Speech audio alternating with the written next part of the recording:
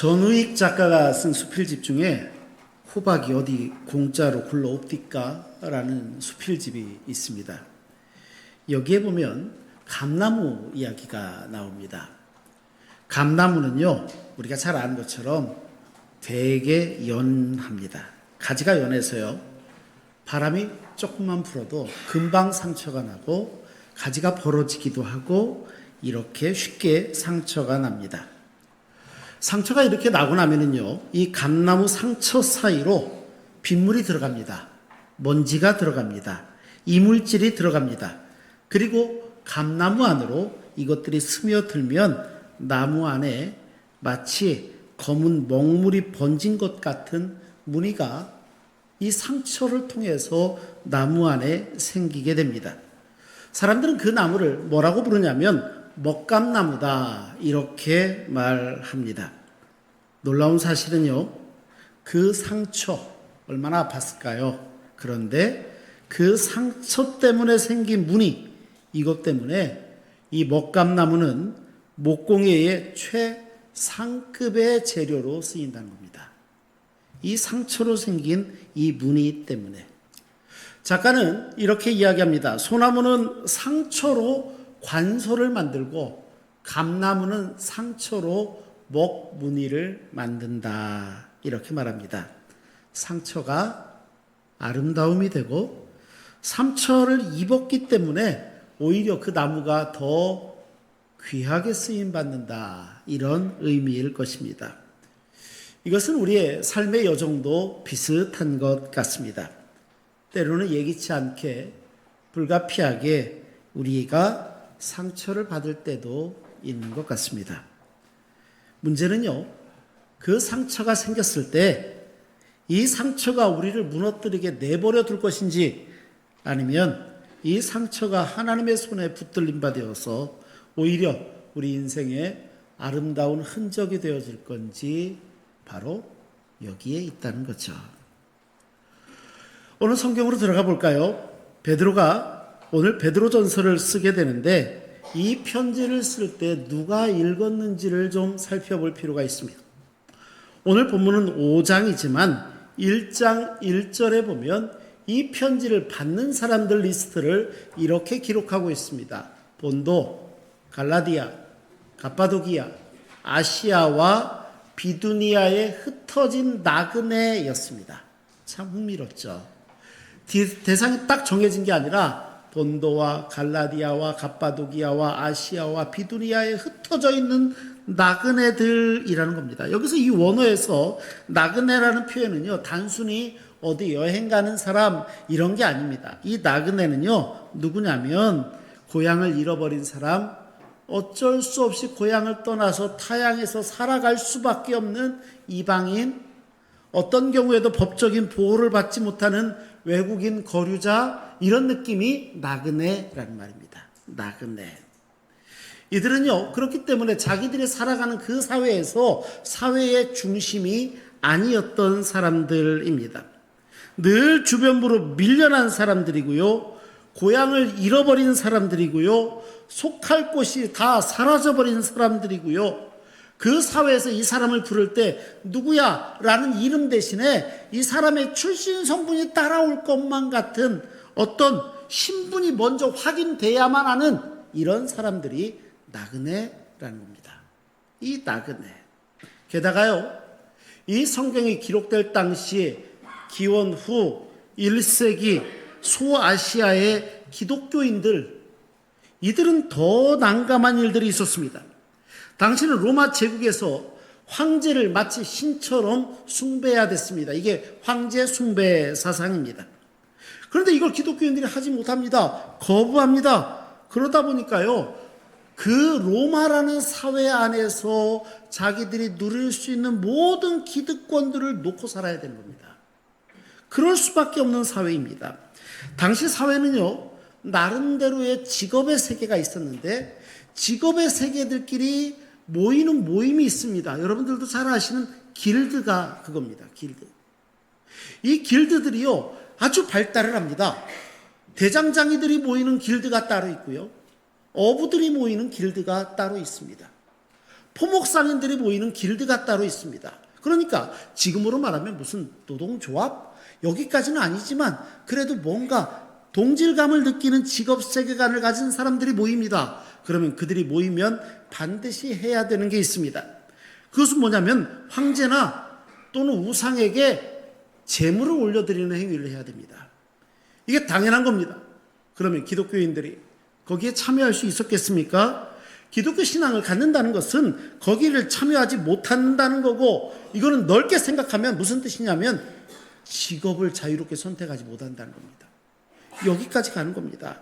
그러니까 신앙생활을 한다는 것은 당시에 가족들에게 외면당하는 것이었고요, 이웃들에게 멸시당하는 것이었고요, 그 사회에 주도층으로 나갈 수 없었다라는 것입니다.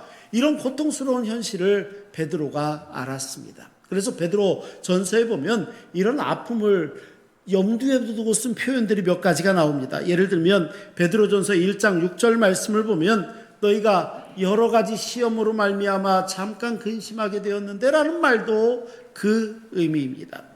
베드로전서 3장 17절 말씀을 보면 선을 행함으로 고난받는 것이 하나님의 뜻일진데 라는 표현도 역시 이런 사회적, 경제적, 정치적, 종교적 배경이 깔린 표현이라 볼 수 있습니다. 고난은요, 이때에도 이들에게도 예외적인 사건이 아닙니다. 고난은 일상이었습니다. 늘 고난받을 수밖에 없습니다. 오늘 본문으로 돌아와 볼까요? 오늘 본문 6절을 이렇게 기록하고 있습니다. 그러므로 하나님의 능하신 손 아래에서 겸손하라. 때가 되면 너희를 높이시리라. 이렇게 말씀합니다. 여기서 이 능하신 손, 이게요 굉장히 의미 있습니다. 특별히 구약 성경에 보면 이 이야기는 아주 중요하게 친숙하게 자주 등장하는 표현입니다. 신명기 3장 24절 말씀을 보면 주 여호와여 주께서 주의 크심과 주의 권능을 주의 종에게 나타나시기를 원한다. 이렇게 이 말씀도요 여기서 똑같이 능하신 손과 같은 표현입니다. 출애굽기 3장 19절에도 이스라엘 백성들을 애굽에서 구원해 내셨습니다. 건져내셨습니다. 이 모든 사건을 여호와의 강한 손 아래에서 이 일이 가능했다라고 표현하는데 역시 같은 표현입니다. 그러니까 홍해를 가르고 광야에서 만나를 내리시고 바위를 쳐서 반석에서 물을 내시고 이 모든 게 다 여호와의 강한 손이라는 표현입니다. 그런데 오늘 6절에 하나님의 능하신 손, 바로 이게 그냥 말한 게 아닙니다. 그냥 어쩌다 말하다 보니까 베드로가 툭 던진 게 아니라 이것은 오히려 의도된 베드로의 신앙 고백이다, 이렇게 봐야 됩니다. 하나님의 능하신 손, 무슨 말입니까? 고통스럽지, 고난이 있지, 지금 너희가 겪는 고난 아무리 크더라도 그래, 하나님이 기적을 행하셨던 것, 하나님의 능하신 손이 있었다는 것, 이거 잊지 말아야지. 베드로는 그거 고백하고 있는 겁니다.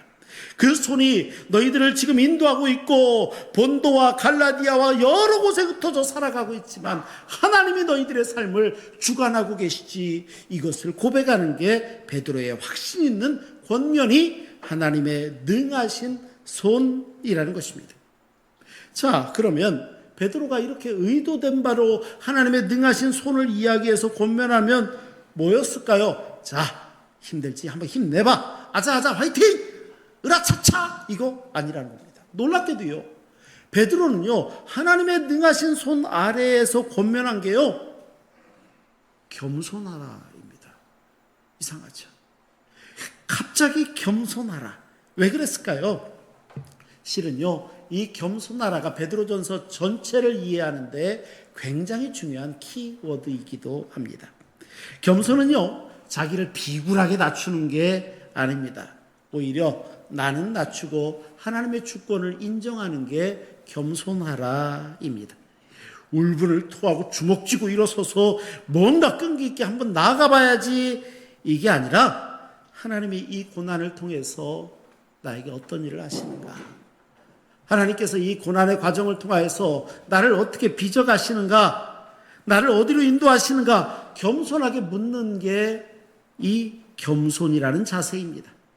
이 상황의 진짜 주인, 컨트롤 하시는 분은 하나님이시지, 이걸 마음으로 받아들이는 게 겸손하라입니다.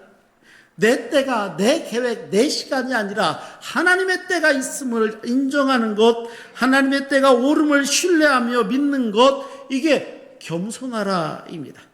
바로 이것이 하나님의 능하신 손 아래에서 우리가 겸손하게 사는 것에 대한 말씀이기도 합니다. 하지만 이 모든 것들이요, 현실적으로 쉬웠을까요? 아니요. 당시 베드로 사도의 편지를 받고 있는 그리스도인들도요, 이게 쉽지 않다는 것을 잘 알고 있었습니다.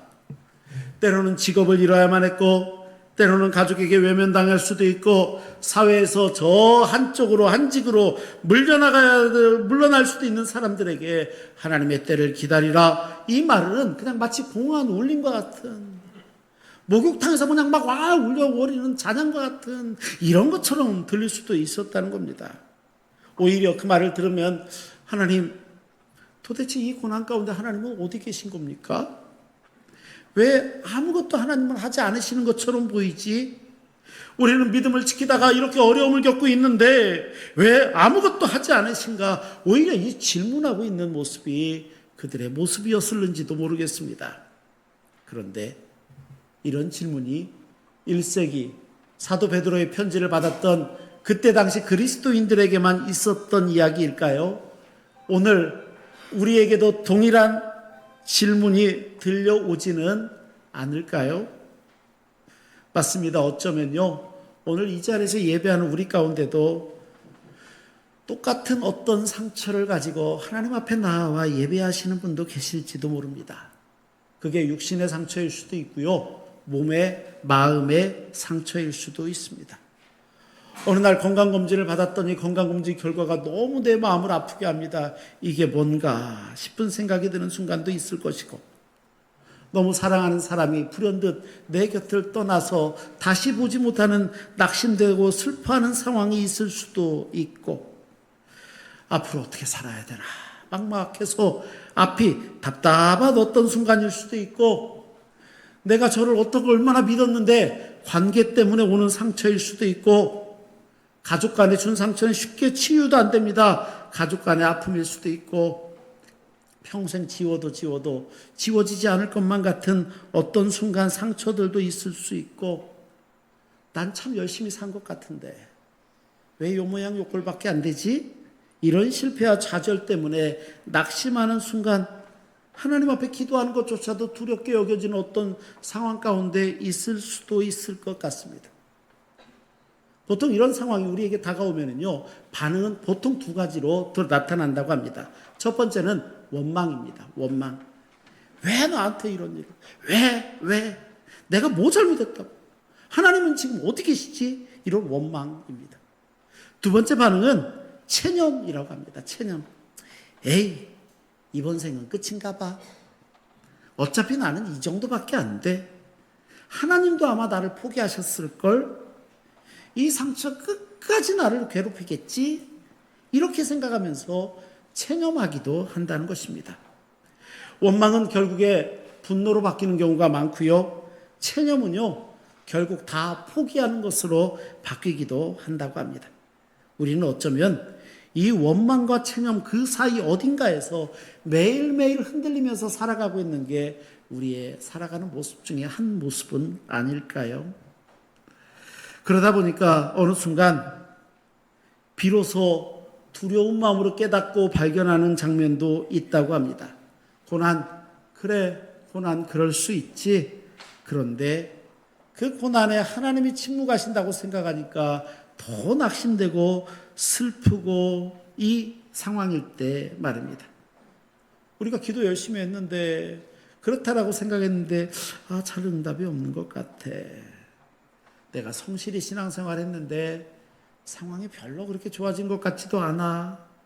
아무리 질문하고 기도해도 대답은 알 길이 없고, 상처 위에 상처가 덧나듯이 자꾸만 상처받는 내 자신이 너무 슬프고 싫고, 이유도 모르겠고, 홀로 버티는 고통도 감당하기 너무 힘든 것만 같고. 어떻습니까? 사도 베드로의 편지를 받고 있었던 그들의 상황과 오늘 우리의 모습 닮아 있지 않나요? 베드로는요, 이 상황에서 새로운 길을 제시합니다. 그것은 뭐냐면 겸손과 맡김의 삶이라는 것입니다. 맡긴다고 해서 체념하는 겁니까? 아닙니다. 이것은 오히려 하나님의 능하신 손 아래에 우리가 신뢰하며 그 손을 신뢰하는 믿음의 행위이고, 상처 입은 모습 그대로 하나님 앞에 나아가는 모습일 것입니다. 거울을 보면 어떻습니까? 오늘 말씀을 보면 어떻습니까? 마치 말씀 앞에 우리의 모습이 거울처럼 비추어지는 것 같지는 않습니까? 우리는 이럴수록 주님께 온전히 맡길 수 있어야 됩니다. 연약한 우리는 언제라도 상처받을 수 있고, 하나님 믿고 의지합니다, 말은 잘하는데 어느 순간 너무 쉽게 쓰러질 수 있는 게 내 자신이라는 것을 깨닫기도 합니다. 연약한 우리는 언제라도 그렇다는 것, 무너진다는 것. 하지만 고난은 우리의 믿음을 시험할 뿐만 아니라, 그래서 우리와 하나님과 얼마나 가까웠는지 그랬지 않았는지를 확인할 수도 있는 기회가 되기도 한다는 거죠. 역설적으로 고난은 하나님께 가까이 나아갈 수 있는 자리이기도 하다라는 말이 그래서 가능한 것 아닐까요? 그렇다면 오늘 성경의 가르침은 무엇이고, 하나님은 우리에게 이 상황에서 어떤 말씀을 들려주실까요? 오늘 7절의 성경은 이렇게 말씀합니다. 우리 한번 7절을 같이 읽겠습니다. 너희 염려를 다 주께 맡기라. 이는 그가 너희를 돌보심이라. 아멘. 돌보신다라는 것은 무관심하고는 전혀 다른 말이죠. 하나님은 무관심하지 않으신다는 겁니다. 그래서 우리가 기억해야 됩니다. 하나님은 지금 우리의 순간에 무관심하신 게 아니라는 것입니다. 오히려 우리를 돌보고 계시다는 것입니다. 하나님이 우리를 돌보십니다. 우리가 짊어지고 있는 삶의 무게가 얼마나 무거운지 하나님이 헤아리고 계시다는 것입니다. 그렇게 우리를 돌보아 주십니다. 그래서 우리의 짐을 우리 주님께 맡겨 드리는 것입니다. 짐을 내려놓는 것, 주 앞에 내려놓는 것, 그게 믿음의 행위이고요, 그게 겸손을 실천하는 것이라 성경은 가르쳐주고 계십니다. 이때 하나님께서 우리에게 하시는 일이 있습니다. 그 하시는 일을 베드로는 10절에서 4가지 단어로 설명하고 있습니다. 잠깐 고난을 당한 너희를 친히 온전하게 하시며, 굳건하게 하시며, 강하게 하시며, 털을 견고하게 하신다, 이렇게 말씀하십니다.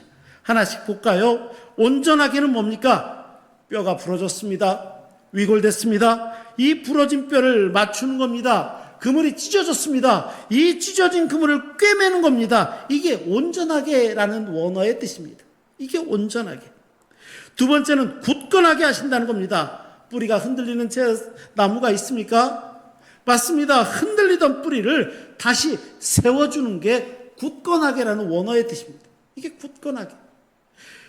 강하게는 뭡니까? 힘이 다 빠졌습니다. 지쳤습니다. 쓰러졌습니다. 숨쉬기도 어려울 것처럼 낙심되는 그 순간에 새 힘을 내게 주신다. 이 원어의 뜻이 강하게 쓰인 단어입니다. 털을 견고하게 하신다는 건 무슨 뜻입니까? 다시는 쉽게 무너지지 않도록 기초를 처음부터 다시 쌓아주신다. 이게 털을 견고하게 라는 단어의 의미입니다. 이 네 동사는요, 하나님이 우리 인생 가운데 개입하셔서 우리 가운데 있는 상처를 어떻게 치유하시는지 보신다는 겁니다. 온전하게, 굳건하게, 강하게, 털을 견고하게 하시는 거죠. 하나님이 치유하신다는 겁니다. 그런데 이 말을 하기 전에 참 이 상황을 한마디로 앞에 전제한 게 있는데요, 그게 뭐냐면 10절 초반부에 보면 잠깐 고난을 당한 너희에게 그렇게 하신다는 겁니다. 잠깐이라는 단어가 참 인상적이지 않나요? 이렇게 우리는 고통스러운데 왜 베드로는 잠깐이라고 그랬을까요? 잠깐이라고 말한 이유는요, 다른 게 아닙니다. 장차 우리를 부르시고 들어가게 하실 하나님의 영광이 영원하기 때문입니다. 영원하신 하나님의 영광 가운데 우리의 고난과 고통은 잠깐이라는 겁니다. 그래서 잠깐, 영원의 눈으로 보면은요, 우리가 갖는 고난이 정말로 잠깐이기 때문입니다. 이것이 믿음으로 바라보는, 우리가 겪어가는 시간을 바라보는 시각입니다. 우리가 잘 알고 있는 19세기 영국의 설교자 찰스 스펄전 목사님이 계십니다. 이 찰스 스펄전은요, 설교를 굉장히 잘하셨고요, 글도 참 잘 쓰셨고요, 아주 큰 영향을 끼쳤던 침례교 목사님이기도 합니다. 그래서 그는요, 20대 때 런던 메트로폴리탄 태버네클에서 수천 명의 청중에 설교를 하면서 감동을 주기도 했고, 그래서 그의 별명이 설교자의 왕자다, 이런 말이 들릴 정도였다는 겁니다. 위대한 사역자, 많은 사람들에게 존경을 받는 자, 이런 목사님, 이렇게 이야기하니까 사람들은 그것만 기억할 것 같은데, 실은 스펄전 목사님은 다른 사람들이 잘 모르는 사실들이 몇 가지가 있습니다. 스펄전 목사님은 굉장히 깊은 우울증 가운데 고통받던 시간들이 참 많았습니다. 그가 겪던 병명 중엔 통풍도 있었습니다. 통풍 때문에 잘 걷지도 못하고 힘들어하기도 했습니다. 뿐만이 아닙니다. 신장염을 아주 깊이 앓았다고 합니다. 어느 해인가는요, 이 질병 때문에 1년 가운데 설교의 여정 가운데 3분의 1을 병상에 누워 있었다고 합니다. 굉장히 어려웠다. 3분의 1을 병상에 누워 있습니다. 뿐만이 아닙니다. 사랑하는 아내 수잔나도 수십 년 동안 중병에 걸려서 문박 출입을 잘 못했다고 합니다.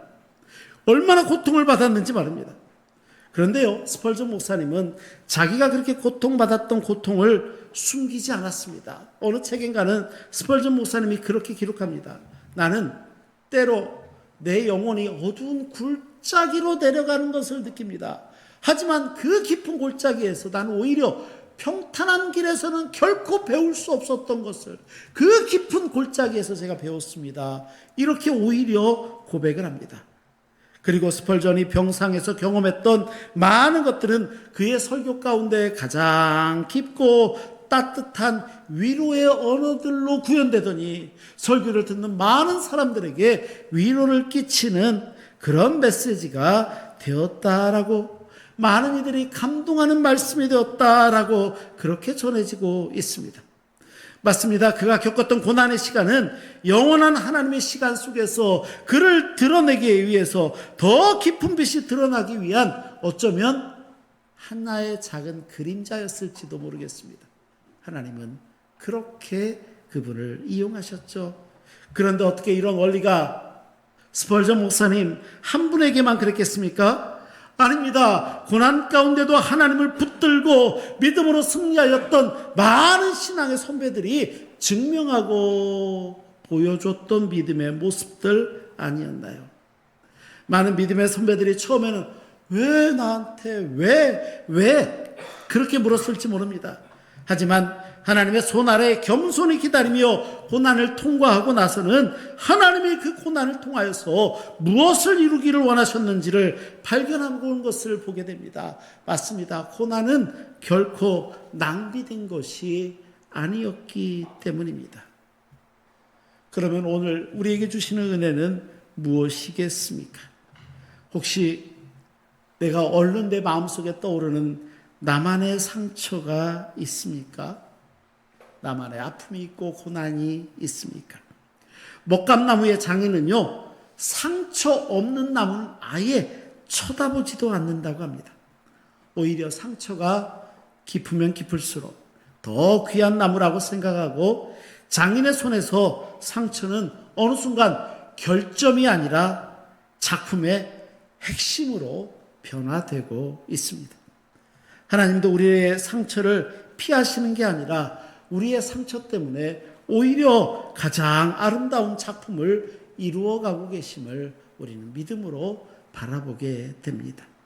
그래서 어떻게 해야 될까요? 가장 먼저 우리는 겸손히 하나님의 손 아래로 나아갈 수 있어야 됩니다. 하나님의 손은 우리를 심판하시는 손이 아닙니다. 오히려 우리를 온전케 하시는 손임을 우리가 잊어서는 안 됩니다. 오늘 성경은 두 번째로 그래서 모든 염려를 다 주님께 맡겨라, 이렇게 말씀하십니다. 맞습니다. 주님께 맡길 때 주님은 지금도 우리를 깊이 돌보고 계심을 잊어서는 안 됩니다. 세 번째로 그렇기 때문에 우리는 믿음으로 깨어 있어야 됩니다. 마귀는요, 우리가 상처 입으면 상처를 공격합니다. 그 상처를 공격해서 우리를 쓰러뜨리려고 합니다. 조나단 에드워드 목사님은 그렇게 이야기합니다. 겸손, 그것만큼 사람을 마귀의 손아귀에서 멀리 벗어나게 하는 건 없다라고 이야기합니다. 겸손이 하나님의 손길 아래, 능하신 손길 아래 우리가 기꺼이 들어가는 것입니다. 겸손이야말로 믿음의 가장 강력한 방패가 된다 말씀하고 있습니다. 무엇보다도 오늘 성경은 우리가 받는 고난이 있다 할지라도 그것이 잠깐이라고 이야기합니다.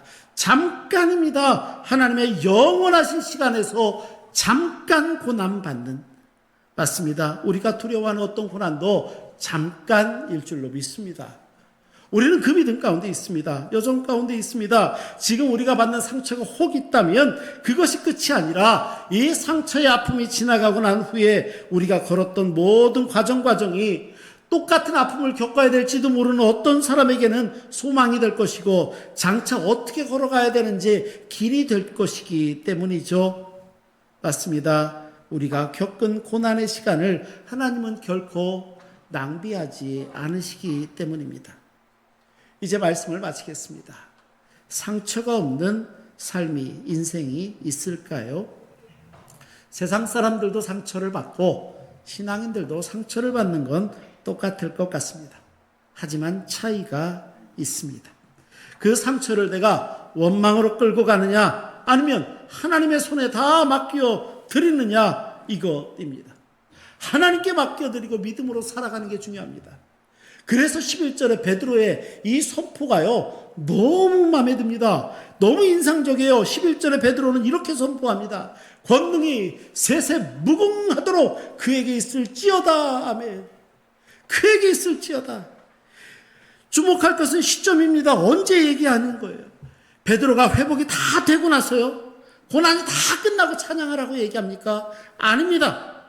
아직 고난이 진행 중인 그 자리에서 하나님의 영광을 선포하더니 그는 권능이 셋에 무궁토록 그에게 있을지어다 이렇게 선포합니다. 맞습니다. 이것이 신앙인의 바른 자세입니다. 시선이요 고난에서 그 자리에 머물지 않고 하나님께로 옮겨지는 그 순간이 회복이 시작되는 순간이기 때문입니다. 우리의 시선이 하나님을 향해야 됩니다. 중요한 것은 우리의 모습 그대로 주 앞에 나아가는 것입니다. 하나님은 결코 우리가 받은 상처를 외면하지 않으시기 때문입니다. 먹감나무의 먹무늬처럼 우리의 상처를 가장 아름다운 이야기로 만들어 가십니다. 오늘 성경에 잠깐 이것을 잊지 마십시오. 하나님의 능하신 손이 반드시 우리를 온전하게 하시고 굳건하게 하시고 강하게 하시고 털을 견고하게 하실 줄 믿습니다. 이 하나님의 은혜로 날마다 믿음으로 승리하시는 우리 신흥의 권속들 한 분 한 분 다 되시기를 주의 이름으로 축원합니다. 기도하시겠습니다. 거룩하시고 자비로우신 아버지 하나님, 상처가 아름다운 믿음의 결과를 나아가는 그러한 인생의 주인공 저희 모두가 되게 하여 주옵소서. 잠깐 고난을 받는 경우에 낙심하지 않게 하시고 우리의 시선을 하나님께 두며 믿음으로 승리하는 저희 모두가 되게 하여 주옵소서. 우리 구주 예수 그리스도의 이름으로 기도하옵나이다. 아멘.